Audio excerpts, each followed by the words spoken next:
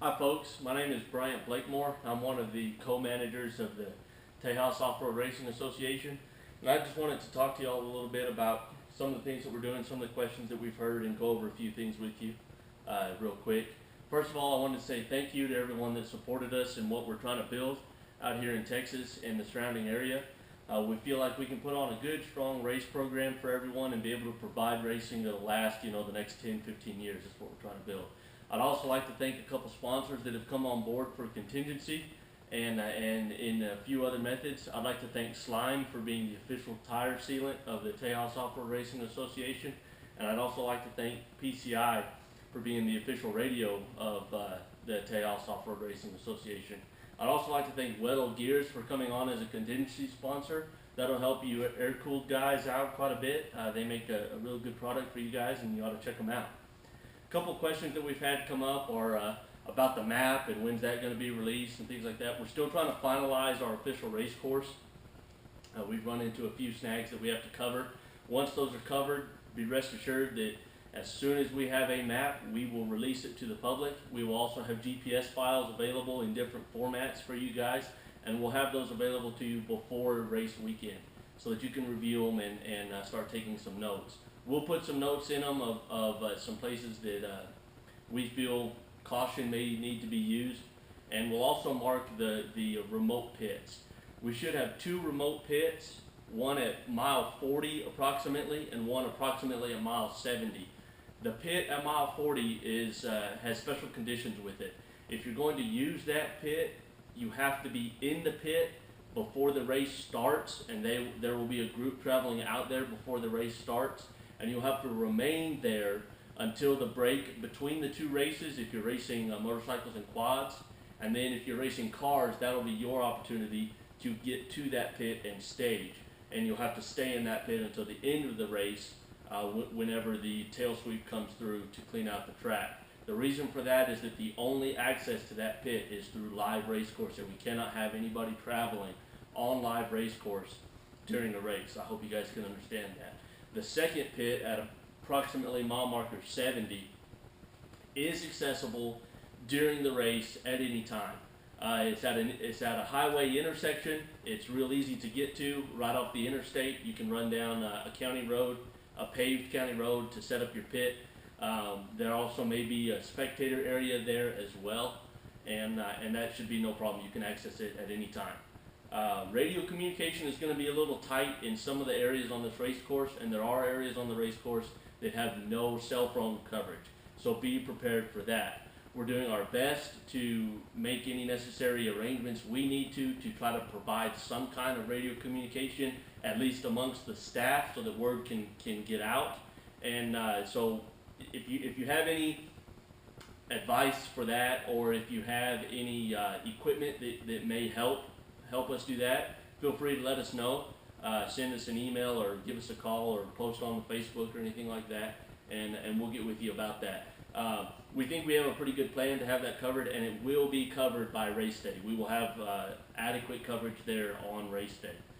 It may be difficult to contact your team, but know that the Toro staff that is in that area will be able to communicate with each other there. So if you do run into a problem, as long as you can get with someone with Toro, we should be able to get the message out.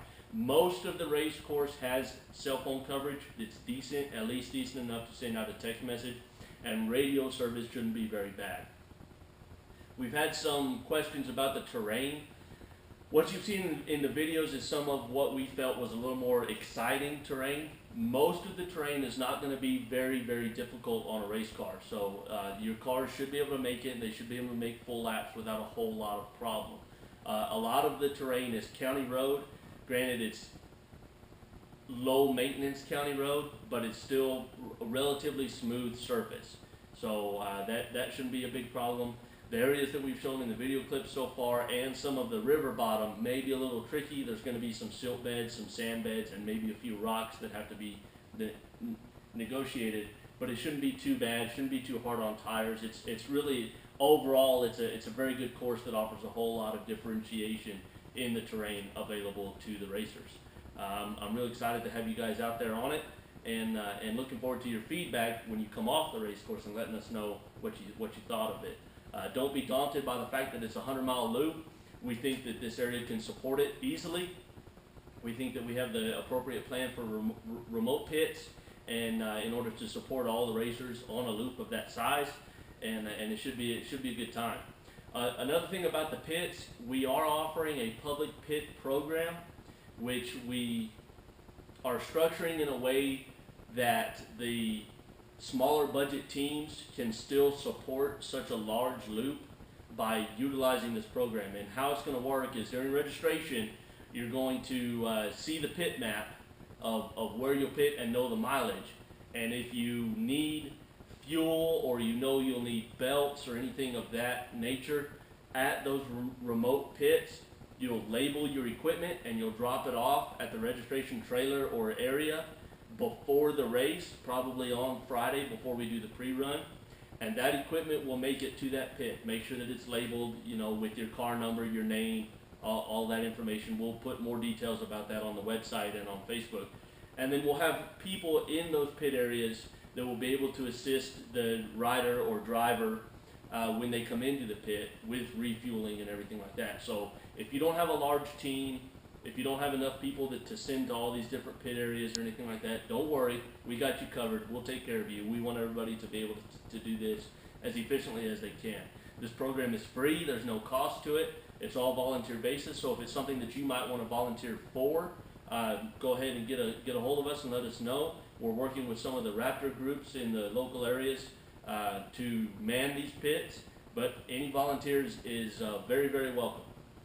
We'll have plenty of recovery people that will be stationed throughout the entire race course, especially at points of interest that our recovery experts have found will be the most likely places for people to have problems. And we'll also have some vehicles available for support to move those race vehicles out of the race course and hopefully to areas where they can be recovered. In between the races, we're going to run a sweep lap.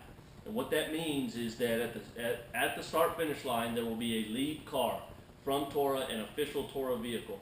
That car cannot be passed by anyone behind it. And when they come up to a racer, their race is finished and they need to fall in behind it.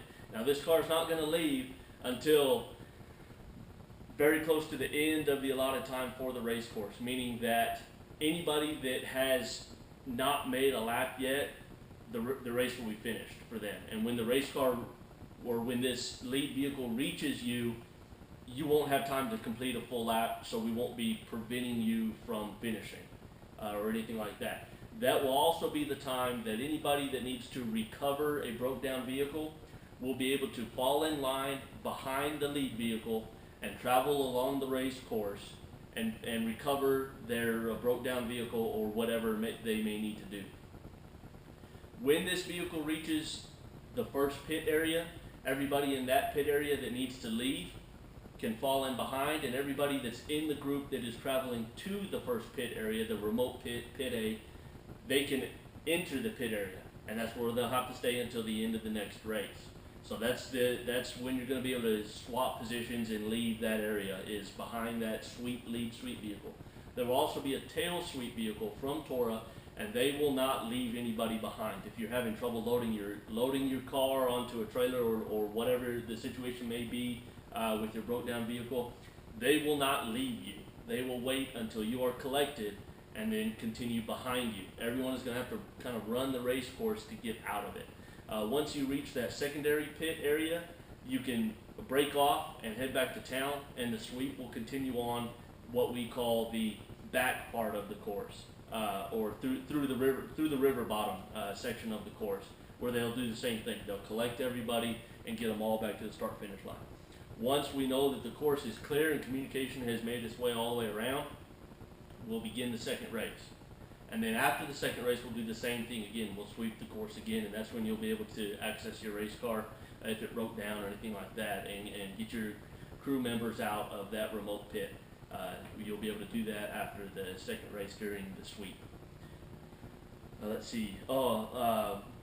Sierra Blanca is a very, very small town. They have a population of under 500. There's 2 gas stations. There's not really a whole lot of accommodations. There is an RV park, and we will provide some primitive camping in the main pits at the start-finish line. However, 30 miles east of Sierra Blanca on I-10 is a town called Van Horn. Van Horn has a lot of hotels. We are working with those hotels to kind of put together a discount rate for race weekend. But if you need to make accommodations, that's where you're going to want to do it, is in Van Horn, Texas. Plenty of hotels, a few restaurants, a McDonald's, things like that, things that Sierra Blanca doesn't offer. I'd like to say that this past weekend, Toro was represented at the Hudspeth County 4-H livestock auction, and we're very glad to be a part of that, and that's who we're helping out the most in the community by putting on these events, is the 4-H club. So we're doing this for the kids. They're our future, of course. We're hoping that they can get excited about off-road racing. This truck was out at that event, and people were loving it. They were real excited about it. So I'm looking forward to having all of you come out. If you have any questions, comments, or concerns, please let us know. We'll address them. I'll see about making another one of these videos when more questions come in. Maybe this will help get the information across a little better. Keep on our website, watch our news feed. It's being updated as quickly as we can update it, and keep on our Facebook as it's updated about the same, maybe a little more frequently because it's a little easier on a cell phone to update the Facebook. But other than that, we look forward to having you. Tell your friends. Another reminder, pre-registration is still open. Pre-registration is open all the way until race day. However, there is a discount to registering early before the end of February. You get a 10% discount. So make sure that you get on there and you register online, save a couple bucks. Don't forget to sign up for your membership as well. And then all of that will be sorted out when you show up and register at the race, and we go through tech inspection. So, like I said, we look forward to having you come out. Thanks for supporting us. Get out there and make some dubs.